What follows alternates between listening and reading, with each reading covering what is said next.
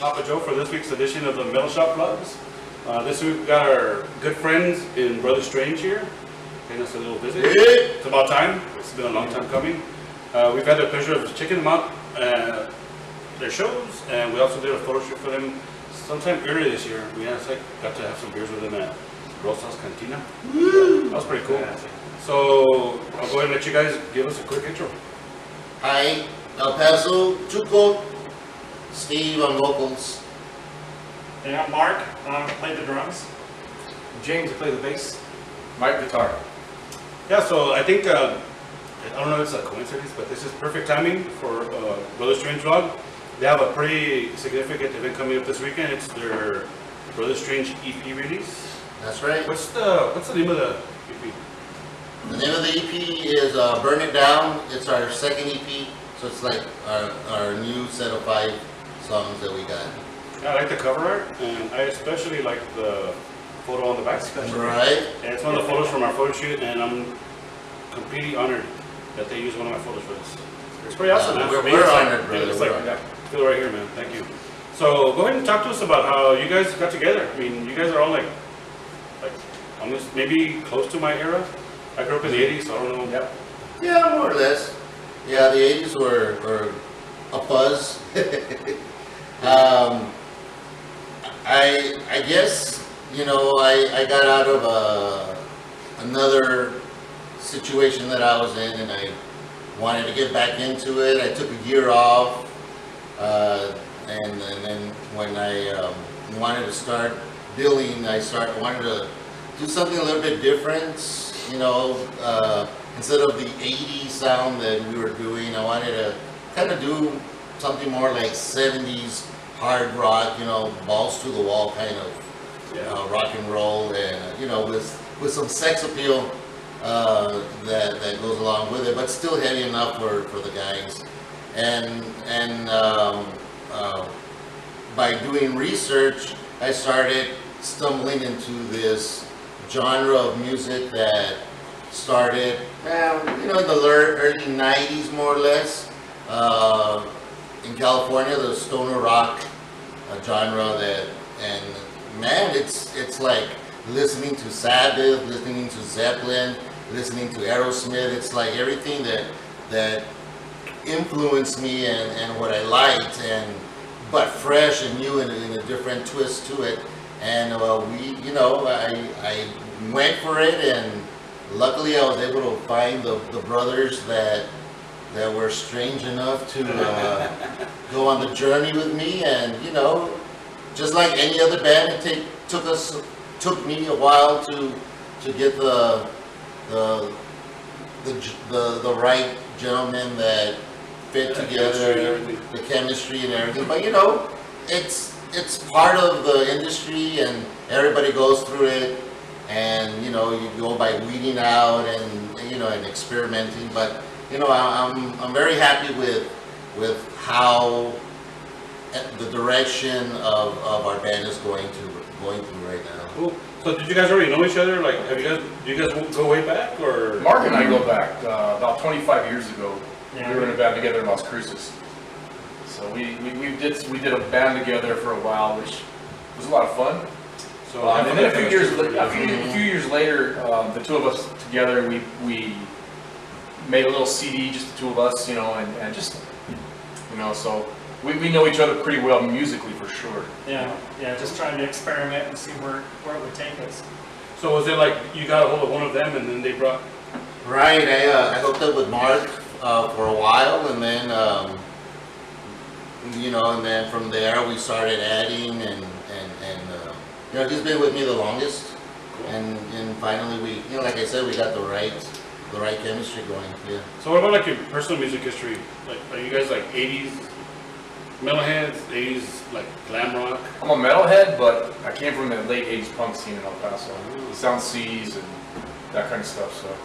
Cool.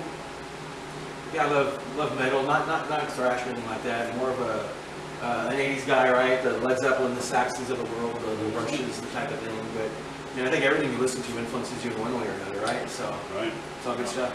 What about, you guys go like to concerts in the 80s, the Coliseum? Oh man. I bet money that we were at the same concert. Oh, yeah. For sure. all of them. Everything from Eddie Money to That's what I do want to. Billy Squire to Yeah. Triumph Awesome. to. Van The Halen. Triumph, I was at every Triumph concert, man. That's Those a were great my show, favorite. man. But then again, they were always here in the 80s. The laser professor didn't shoot him on stage? Yeah, it's a great show. That was when you were able to walk around with a little strange cigar in your ear and not get hassled. You pass it around and nobody Yeah. cared. But little quick funny story about that. You know what I remember the most about the 80s at the Coliseum is when the security guard would roll up the garage door just about that much, and you see about like 20 cholos from Diablo rolling in. You know, like hurry up, hurry up. You know, but yeah, they always had the best party accessories and. One of the things I remember the most from the 80s concerts is Simon. Oh yeah. Oh, Big yeah. up on the side, absolutely. Yeah. Simon's invisible guitars. That was awesome, man. I watched Simon make out with Wendy Williams Shit. in the. It's like a match made in heaven. Yeah. My grandfather owned the concession company, Oh. so I went to everything for free. And awesome, we went to man. go. It was with Kiss. It was Kiss Yeah. Riot Yeah, and Plasmatics. And so I met Wendy-O and all that, and then we came back around, and the two of them were going after him, man. Ooh. Pretty good. She threw a TV at the audience and it broke. Yeah. You know, of course, everybody like Moved out of the way. moved out of the way, but once it hit the ground, everybody started running back to it and trying to get a piece of the TV that she chainsawed in half on stage. It was a lot of fun. Yeah. You guys already mentioned like Led Zeppelin and like all the heavy hitters from the 80s. So like respectively, what are your influences? Me, Danzig. Love Danzig. You know what, dude? I always loved Danzig until I saw a video of Glenn getting knocked the fuck out. Yes, by the Hoods, yeah. But you know what it is? I think I really love the oldest Misfits. Legacy of Brutality, Static Age, that kind of stuff, where production value's bad, musical ability's not that good, but the passion and the power and It's raw. the punk. And that's what I always loved about punk rock. Is it wasn't about see how good we are. It was like, do you feel it Yeah. when we play it? And so the Misfits and I mean Slayer. I love Slayer, always have, and some of those type of I like thrash, Overkill. I do love the Sabbath and the Red Fangs and the Clutches and all the stoner bands. Sleep. I like the heavier ones though, Electric Wizard, things like that. They're just kind of dark and Doom. yeah. Doom. I've got a real eclectic taste. I mean, I like a lot of everything, but to the very root of the influence for me would be like the Zeppelin type of genre, that type of crafty bass work with great lyrics and just skilled musicians. Love it. But I mean, a lot of different bands, like even Van Halen and bands like that, growing up to the 80s was a big influence. What about like specific to your instrument? Like what about bassists? Oh, like Les and Geddy Lee and those types of cats and Jocko, the greats of the greats, you've got to listen to those guys. But like I said earlier, it's not just the greats that influence you. I think anyone that picks up the bass and puts something out there for you to hear, it does change your perception and it opens up doors and gives you different ideas of the future. And you start collecting little bits here and there. Yep. It makes up what your style becomes. Yeah. What about you? Uh, The drumming for- side. Yeah, for me on drums, it's Keith Moon, John Bonham, Lee Kerslake from Uriah Heep. I actually saw you right here, man. That's crazy. I saw them on Yeah. a Bomb Knock tour. Came with Foghat. They came with Def Leppard too. Dude, I was at the I saw them last then. Def Leppard concert in El Paso. Yeah, me I think it too. was Is that 85. Collins Stadium or something? No, it was at the Coliseum. It was in 85. Coliseum, but Uriah Heep opened up for them. Nice. That was the night. That was the night before they played No, Arizona. after. Yeah, the next night they played Yeah. Arizona and they called us a bunch of basic Mexicans. Yeah. Like it was a Oh, big, yeah. big old uproar, and I was like, you know what? I'm not I remember music that. Mexican. That- So that I was- like Def Leppard. The album part, they had the protest, album burnings, burnings yeah. and the I t-shirt. like Def Leppard, man. I always liked them, but since like back in the day, Yeah, the from first- Awesome of the Night and High and Dry. High and Dry. That's my High shit. Iron Dry was good. Yeah. Fuck yeah, I loved it, man. Lady Strings. As far as influences, I can tell you, for singers, two people right now easily.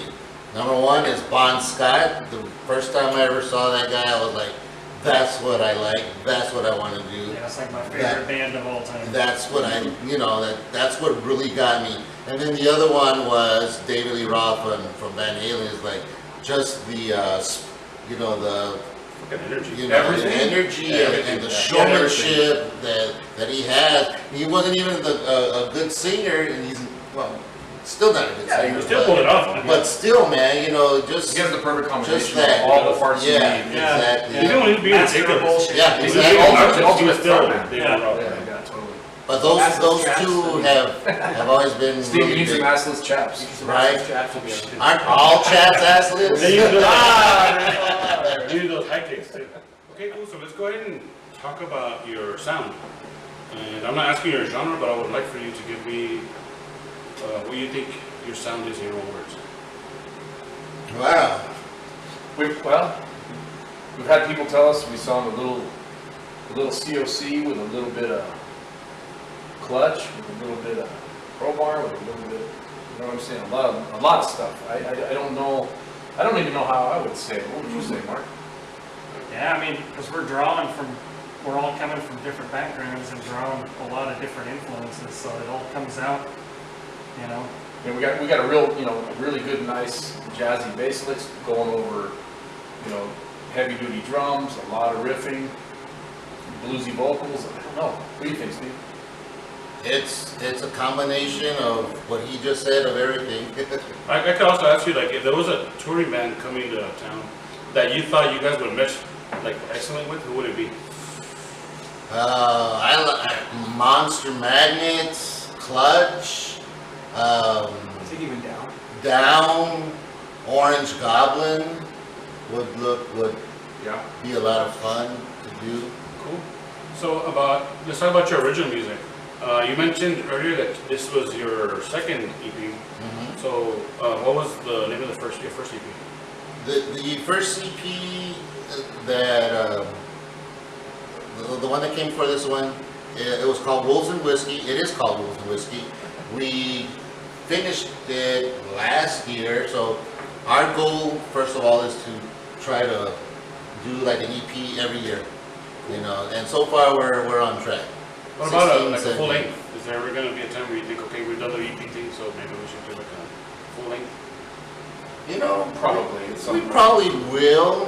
It's just we're having a lot of fun, you know, like recording 5 songs, our best songs that we have written, instead of, you know, The stress of having a full stress, yeah, and coming up with the new artwork for it, and seeing the growth or the change from the other little EPs that we're doing, And plus, you know, the way the music is today, you know, the industry and stuff, that, you know, a full-length CD is nobody has the attention span to sit through them anymore. You know? I think you're right, man. You know, 25 minutes and everybody's done. I think our buddy Chris Kidwell from Not My Master, he put it best. Like, I always ask that question, what about full length and all that? And we did he did a drunken vlog with Not My Master about 3 weeks ago. Got really shit faced and then just like talked for over an I hour. have another one on that note. And Chris told us, you know what? We'll do demos, but we're not doing a full length until we get signed. And I thought that made a lot of sense, man. Yeah. I never even thought about that. You know? And a lot of the bands in our genre, that's you'll see a lot of EPs. Or compilations, like, Yeah. you know, one band Split. do 5, Lots of splits, splits, yeah. there you go. Yeah, they'll split an album. Which would be great, you know, Yeah, to that do a would be split with great. somebody, but, you know, we need to be somebody If that. anybody wants to do a split with us, that would be great. Especially on vinyl. Right, vinyl would be Ooh, great, yes. yeah. Cool. So what about, did you record both EPs at the same studio, or? Yes, what's the name of our studio? Mr. Sasquatch Studios. Sasquatch Studios. There was a story on Facebook the other day about how they found a dead Sasquatch. And Yeah, Elephant View, yeah. It was actually him. Mark got drunk in the lake and they found. He was suntanning, you know, on the beach, and, he's a heavy you know, sleeper. like, stand up. He can't stand up because he'll hit himself. He didn't wake up to give him a pair of drumsticks. I think Right. he did too.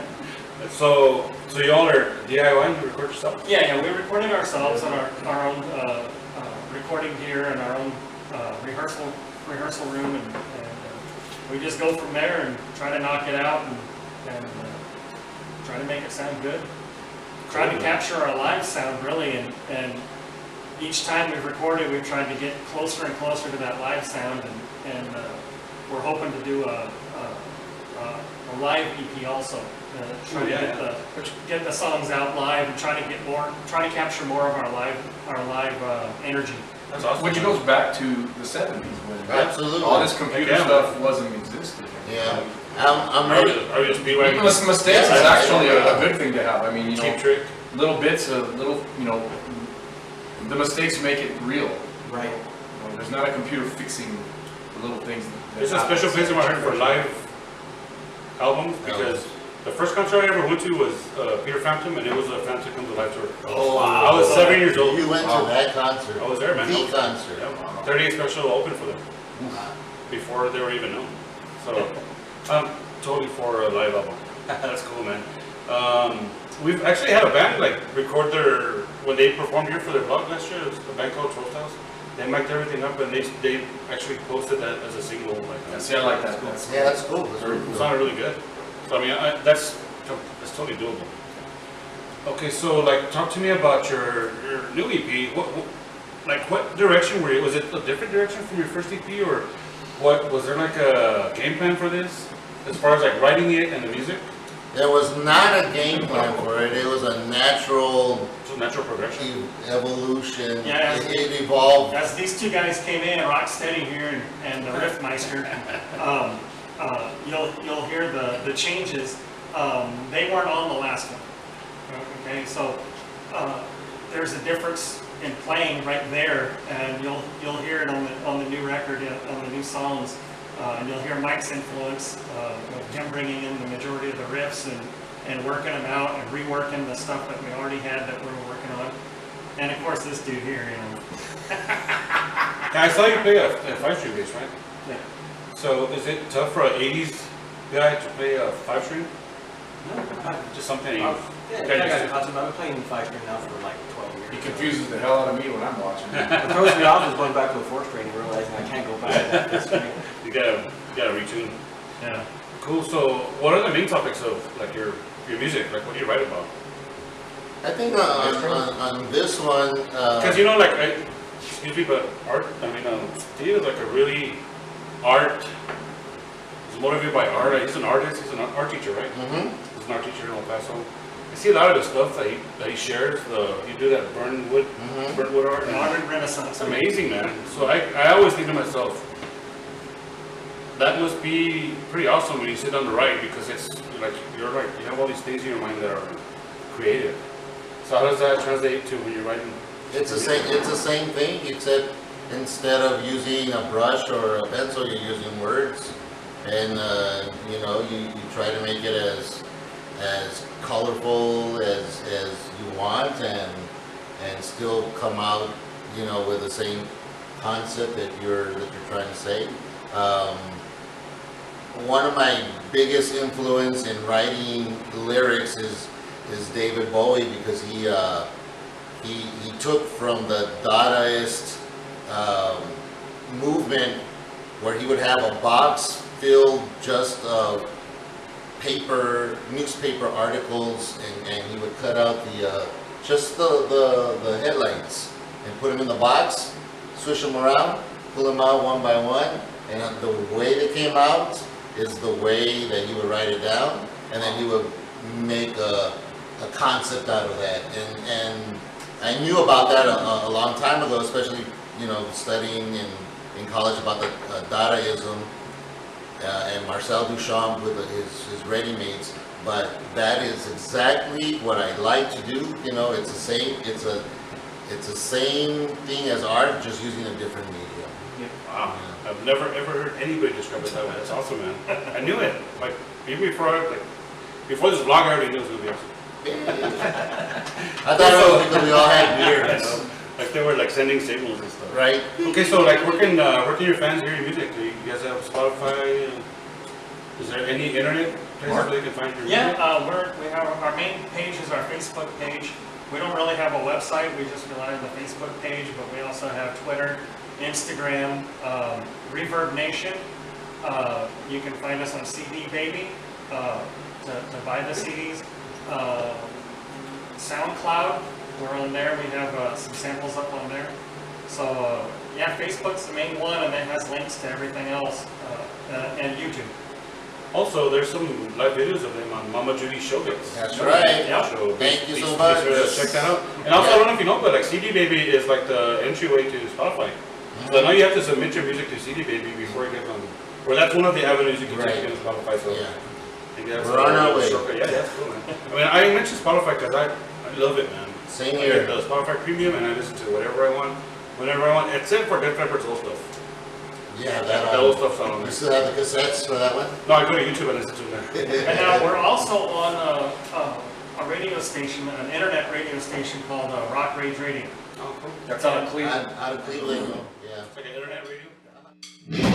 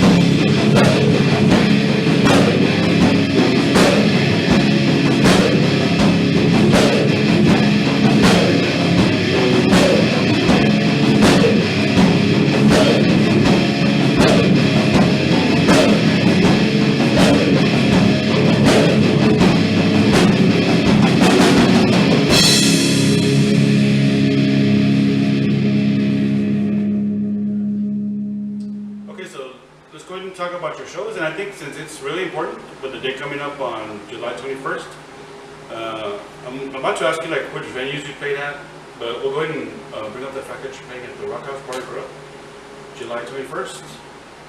What time do doors open? What time does the show start? Doors open at 8 o'clock. First band, which will be us, will be at 10 o'clock. And we chose to do a very lengthy sets, maybe an hour plus, just solid without stopping, and play. Heavy dose of Brother Strange. Yeah, just promote our new CD, Burn It Down, and play some of our songs from Wolves and Whiskey, and then after that we're going to have a lot of fun with all of you. Hopefully you guys can show up on Friday the 21st. Yeah, I know you guys have local support from Valley Rats. The Valley Rats will They're be always playing awesome, with and us. they're such good people. Man, they're nice guys. They put on a hell of a And show. girls. And also Triarchy. Great trash man. So We're great there's a guys. little bit of everything. We'll have stickers, t-shirts, buttons. Yeah, a little something for everyone, and And also big thanks to Matt and Gabe and Rock House Bar Grill and M2 Promotions. And Always big So- And big thanks supporters. to you both also. Oh, Thank you very much. We're just doing what we love, so it's not even work for us. But like those dudes are always kicking it, busting their asses. You go in there and that's all they do is work, man. So yeah, big shout out to them. So let's go ahead and talk about venues you played at. I know you guys have played at. We've seen you guys at the old Mesa Music Hall, which is no longer open venue. We played at Lowbrow. We've caught you guys there too. King's X. King's X. What else? did we I like King's X because they have a shuffleboard. do? Handlebars. We played it, Mark. Yeah. CJ's ones. CJ. Press bar. Yeah, a lot of. Oh yeah, we saw you guys there too. First one. Yeah.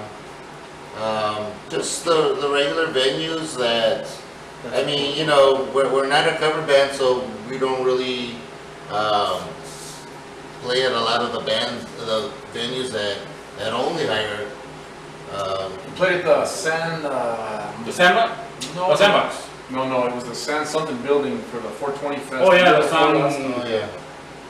Yeah. Well, they have like San Carlos. San or Carlos whatever. building, and then we did the 420 Fest at Ricky's Board. Ricky's Over there. Boardwalk, Nice. But, you know, it's just pretty much what they'll have us, and, you know, we wanted to finish this off first before we thought about even starting to book shows out of town, and that's next. In fact, that's what we're working on right now, is some out of town shows. Nice. Absolutely. Like I think it's like, you know, I keep bringing up like not my master, but I think it's like, to me it's crazy how they're a relatively new band. They've been around for a year, and they've played at like the Whiskey A Go Go and at the Viper Room and all these places in San Antonio and Corpus Christi. And actually that's something that I kind of envision for you guys. Like I see you guys like playing in different cities in Texas and just fucking killing it, man. That's the goal. So that's kind of like something that we hope to see in your future, you know. Same here. That's what we I mean, that's not for everybody, because a lot of the bands that are local are young and they don't really have the means to be traveling and stuff. Yeah. I know you put everything you have into your band. Sometimes you put even more than that. Yeah. So, it's still that's something that I could see for you guys, like not long term, but like in the near future. Yeah. Right. Yeah, we're working on it. Yeah, and I know it's tough because like life gets in the way. You gotta work, you have tight schedule and stuff. But I mean, if you really want to do it, check it out there. What are some of the venues that you like to play? Like not just El Paso, but maybe in other towns. Well, yeah, there was a club in on 6th Street in Austin called Headhunters that I used to play at, you know, every 3 months for like 5 years, and man, that was always a really good time. You know, Austin really likes original live music. yeah, there's a Stranger the Band. Yeah. a real good live metal club right there on 6th Street. Dirty Dog? Dirty Dog. You know? Mhm. And you know, it's like you said, sometimes life gets in the way, and I rather, you know, what we're going to do, or what we are doing is we'll do some shows, get paid, have money for the CD, do some more shows, get paid, and then go on tour and use that money for those means. So that's Some of the bands that we played with have, you know, given us some, you know, heads up on where to go. Ben Eaton Machine from Portland that we play with quite a bit. San Angelo seems to be a really good spot, so that's one of the places in Texas we'd like to hit up is San Angelo and do something there. Have you guys thought about like trying to get like endorsed or sponsored by anybody? Like I know some of the bands are like sponsored by Coca, Whiskey, Yeah. and If it happens, it happens.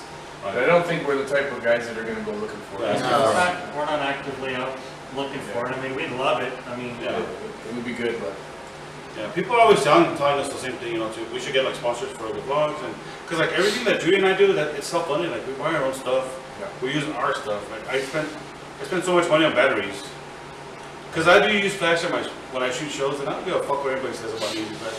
If you guys don't want to use flash, I don't, man. But if the way I see it, if I'm gonna take the time to be shooting at a show, I'm gonna make sure I get quality photos, not a fucking blur. Yeah. Or I don't want to spend an hour editing my picture so I can have 5 good shots. So, I use flash. Get over it, man. Yep. yeah. Okay, so back to Brother Strange. And like for me, I don't like relying on other people. If I have to rely on, call someone up and say, hey man, can you send me some more sticks, or that bothers me having to do something like that. I'd rather just, And like you said, we're at a time in our lives where we can afford to do some of the things that's some others can, and we don't have to rely so much on, like the industry has changed so much. It's more of a DIY kind of process now, and that's what we're doing, and we're having fun, man. And, I think that's most importantly is having fun and creating a craft that is going to be, first of all, something that you love, and then if other people fall for it, then that's that's what I was about to say. We're playing what we love. Yeah. Yeah. We're not going. Okay, so is this okay with you guys? Yeah. Oh, corning! Everybody's doing corn. Let's be a corn band. I mean, And I nothing think that's- against corn, but That's why we're so hard to. Where did it put us? Because we do what we love, we play what we love, and we also listen to each other. So if I write something and James says, no, let's do this, or Mark says, maybe we should do this here, Steve. The relationship is really, really good between us. We can just write music. Nobody's complaining. Nobody gets pissed off because maybe I write a riff and they don't like it, and then they don't like it, and we move forward. or we don't, like I've been in so many bands where it's like, that doesn't sound like us, or that's not, that's not gonna get us signed, because the end all be all is, we gotta get signed, and, we need to sound like us, whatever that is, I never understood that, we sound like us because we're us, Right. It's these 4 people that are in the room together playing, that's what our sound is, and it's really hard to quantify that, to put a label on that and mass market it and send it out there, There's no formula. Right. We just do what we do. How it And feels. it comes out, and that's why when you listen to that, when you listen to Burn It Down, every song is like, wow, man, that one is totally different. You got fast and slow and heavy and not so heavy and bluesy, and it's all different because whatever inspiration is that strikes to write that riff, there isn't a thing that says, okay, no, that doesn't sound like what the other one sounds like. It's like, I like that. You guys like it? All right, let's do it. Let's record it. Yeah, when I lived in LA, I had an all-original band, and we had a lot of industry insiders coming out, managers, heads of record companies.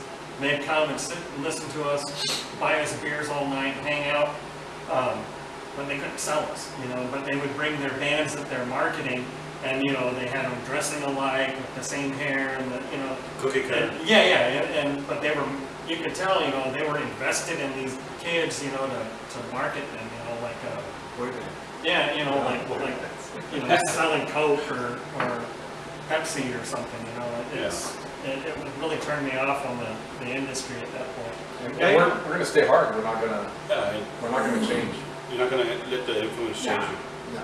Yeah, I get where you're coming from, because I remember like in the 80s when the newer bands were trying to copy the existing bands, like the hair metal and all that, that's when it got really cheesy. yeah, it was Like bad. bands like Kicks and Faster Pussycat. Yeah, Every Mother's and, Nightmare. Autograph. Poison. By that point, we're like, nah, shut up. Yeah, all Yeah. the Poison copies.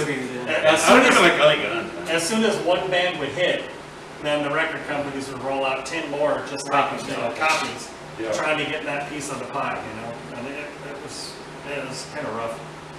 So we're gonna go against the grain no matter what. It's okay, man. There's nothing wrong with that. So what about like show pet peeves? Like, what are some things that happen at local shows that grind your gears? Me first. I'll just pick one this time. Yeah, okay. And this is for all my brothers and all the bands. If you're going to open up a show or play with somebody, please stick around. Because we're there and we're looking at you and we're supporting you, but then we turn around and as soon as you guys are off the stage, you're out of the club. And we're older guys, that's never happened and I've never experienced this before. It's not like how it used to be. Now it's like, I'm entitled, I'm gonna play because I was asked, and then I must be good because they asked me to play. And then after this, I'm gonna get off the stage, pack up my gear and leave. And get home and get on my plane. You know? Judy and I have seen that for years, man. That's the exact same thing I was gonna Like say. people do have to work early sometimes and stuff. Sure. But if you have to leave early, at least stay for like 2 songs. At Yeah. least, at the very least, you know? And we try to make the effort every time we do opening acts, for the touring bands that come through or whoever we're playing with. We try to hang out for as long as we can, Even if not all of us can, Yeah. If Mark and Jim Yeah, work as really long as early in the they're morning, represented so to the Steve and band. I will stay, or one night, Mark and Okay, so we did touch upon the fact that you have a Facebook page. You said you had a Twitter also? Yes, Are you correct. guys pretty active on Twitter? We're just now getting into it, that and Instagram, so. Yeah, I think like for bands, it's cool to share like info about your shows and stuff like that, like the EP release and all that. That's good. But like bands who like just tweet too much, I just Yeah, stick to yeah, the that's information not us, about your man. band. Yeah, no, we try to get out the pertinent information and so our pages are kind of dry probably, and It Yeah. happens, man. But, So you have Instagram. yeah, but we do like posting pictures of the shows, after the show and interacting with the audience and stuff. And videos of other bands so that way people can check out, Yeah.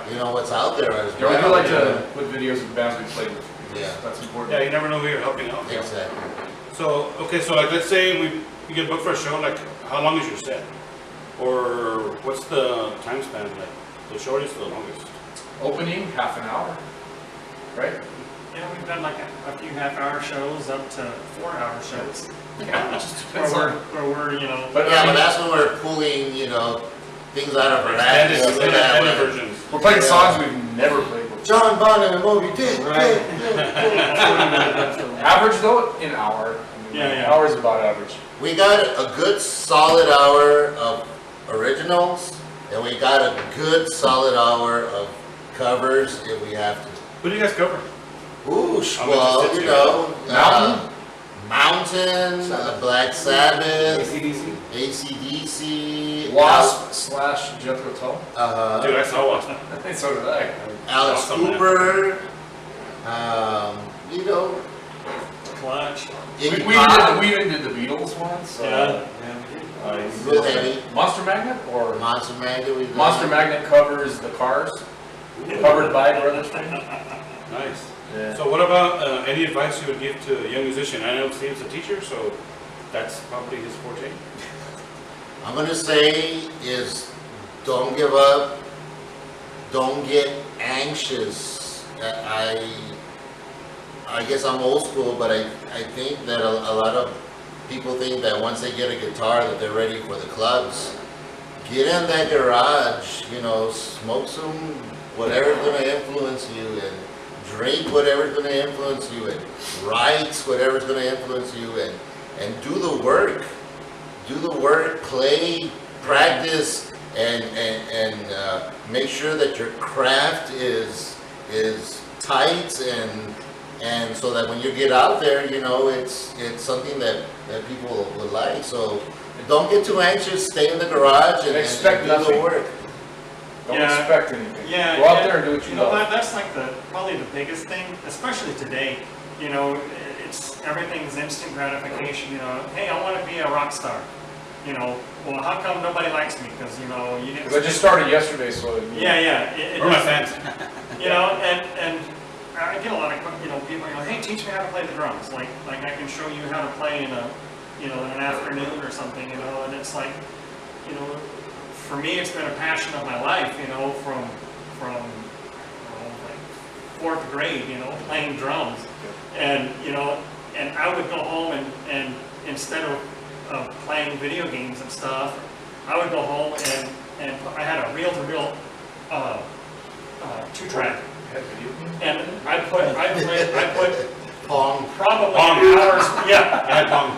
an hour's worth of music, 45s, on that reel-to-reel, and it's just everything from Parliament to ZZ Top to Styx and Triumph and all kind of 70s, 80s bands, and I would just play for like 4 hours by myself, you know, every night, every afternoon, and it's you try to tell that to, you know, some of these kids, and they don't understand, you know, I can't teach you to want to play, you know. I can put 2 sticks in your hand and say, you know, hey, you know, this is how you hold the sticks, these are the fundamentals, but, you know, it's up to you to sit there and to want to play, you know, and you look at the really good guitar players, and I'm sure these guys have said it too, you know, have experienced it, is nobody had to make me practice drums, you know. I just picked up the sticks and I would just bash out the drums, you know. I sucked and it was horrible, and I drove the neighbors insane and my parents crazy, and they're all saints for putting up with me, but, you know, 4 hours of that every night, you know, and then... And this was all before YouTube. No YouTube. No This was internet. before cable. No internet. Just you couldn't... buy the record, put it on the record player, put it on the song you want to learn, put on the headphones, listen, Over and over. learn it, put it back, learn that section, Yep. you know, and it was, Yeah, the way we used to get lyrics, we put the record on, and write down. write it real quick. Oh, I didn't catch that. Put it back. Yep. Write it real quick. Put it back. Write But it you know real what? quick. It was fun though. Yeah, man. And you're both It was a lot right, of because as a teacher, I'm a teacher also. Nowadays, everything is now. On your phone. Lyrics? If Oh, I'm shit. not feeling good, if it doesn't feel good right now, I don't want anything to do with it, you know. All of us, I think all of us have been doing this since, you know, I'm sure James and we're all the same. I got my first guitar probably at 10 years old, and, you know, it's taken this long. I'm not gonna tell you how old we are, but, you know, we're not in our 20s. And it's hard to teach passion. I mean, No. you can't teach that self-discipline or passion. Yeah, the you know, desire, like the fire. Yeah, the desire, the The fire. fire, you know, it's like, hey, I want to play till my fingers bleed every day, you know. I'd play until my hands were bleeding, you know, blisters on my hands. No, sorry. I know exactly what you're talking about, because like, Yeah. I've never even talked about this on the blog, but I used to play guitar when I was a teenager. And I loved it, man. I locked myself in my room. I had this speaker that would like flash with the sound. Fucking jam to Power Slave. I think you're so happy. Power Slave. I loved it, man. Those like probably were the best times of my life. Yeah. As, you know, in my youth. I like went to concerts and stuff, but I know what you're talking about. Like Yeah. just the desire to do it, man. Not even to show off, but just because you like it, you know. You know, and the first thing you want to do when you get home from work, pick up the guitar, you know, and that's Yeah.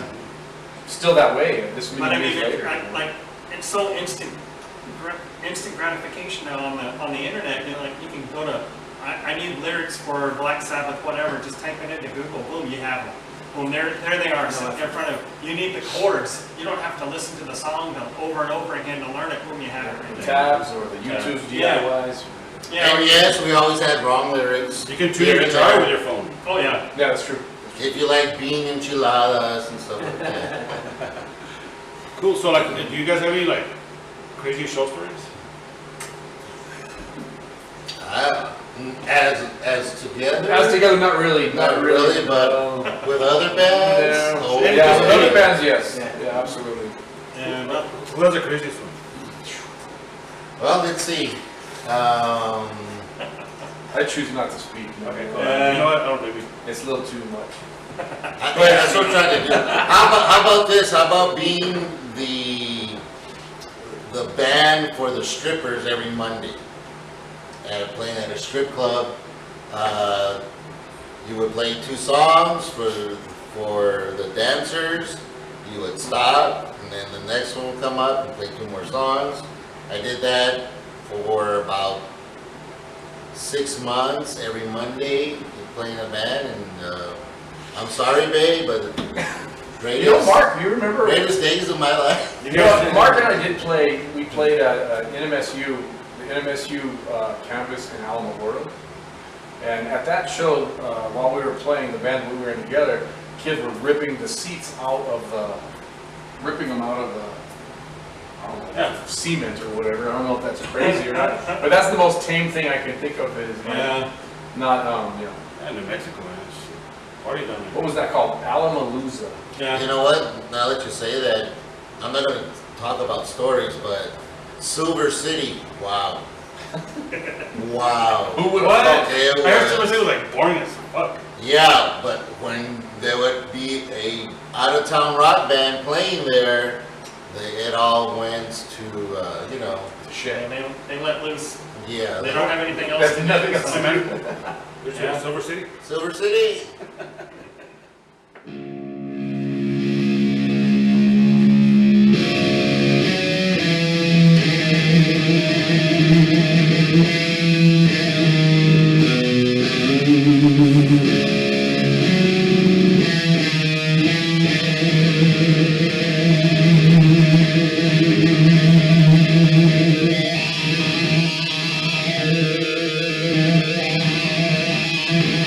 Thank you.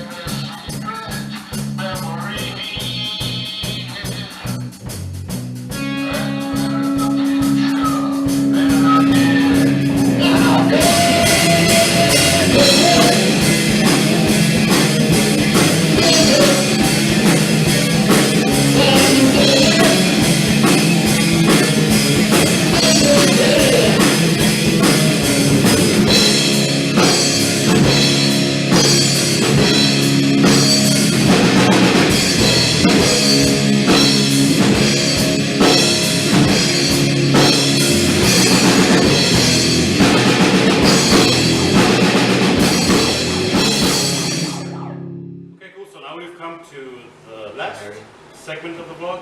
It's the rapid fire. I'm gonna ask you 5 questions off the top of my head. You know, this time, like, I had a couple beers, so I need some assistance for my tablet. So honestly, they're here, so it's all good though. Okay, so first question. What's the strangest thing you've ever eaten? I guess each one. Live octopus. Live octopus? Yes, sir. Crickets? Crickets. Crickets? Crickets and I had grasshoppers and chocolate. They're not bad. Mark? These boogers. You're Didn't sick, make me- man. Okay, so describe yourself in 3 words. Oh, shit. Describe yourself in 3 That's words. 2 right there. One eye and handsome. I have no idea. That's what I have in mind. Well, for I play drums. I play drums. Ah, Better than mine. animal. I play drums. Bam, bam. Okay, if you talk to your sleep, what's one thing you would not want to say? We talked to who? If you talk in your sleep. Well, What I yeah. dream about. Yeah. Okay, what's your favorite movie quote? Dude, I can't feel my skull. I'm so wasted. I'm so wasted. Last time it's referenced there. Cool, and if you could If I had the replace, shoes, I could have done it. if you could replace any of your rock idols in their band, who would it be? Bon Scott, I'm sorry, I love you, but Okay, before he died or after he died? Because if you want to replace him before he died, that's pretty. Let's go. That's right. I'd love to play with the Who or AC/DC, either one. The Who or Zeppelin? Maybe some Rush. But you'd have to play keyboard too, so. I can play with my You feet. pull it off? I'm not big, yeah. Gosh. I triggered lights with my feet the last bad dodge, so I can do some keyboard stuff. Yeah, we'll get it done. I'd like to start a new band with Ace Frehley. oh yeah. yeah. Is that 4 or 5? It's 5. I don't know, but I wish I had said that. So. Scratch it and start all over. So, hey, I want to start a I think we have band. like with half, Ace Frehley. we have half of a ACDC tribute band here. Yeah. And we do one Ace Frehley, one ACDC song. Yeah. Yeah. So I want to thank you guys for coming down, and also, Judy would like to thank you. Thank you, Judy, for everything. Thank you. As That's always. one thing I that appreciate it. I always got to give a shout out to Mama Judy, man. We're a team. That's She's my right. backbone. And for those of you who are married, still not understanding the words of having a woman who has your back. Absolutely. Always think about that, kid. You're here. I don't know if there's anything else you guys want to talk about before we wrap it up. We'll Anything we see didn't cover? you. Shots. We'll see you at the show Any this shout-outs? Friday, 21st. Rock Shout out. out to my kids and all of my students at La Bowie High. Viva La Bowie! I look forward to seeing everybody at the show as well. Yeah, everybody come out on Friday. Thank you, wife, for putting up with me. And son, Yeah, you most better definitely. be there, son. Isaac, you better be there. Yeah, thanks to my wife and kids allowing me to do this. And now we're gonna play live. Yeah. So we'll see you guys next time on the Middle Shop Vlog.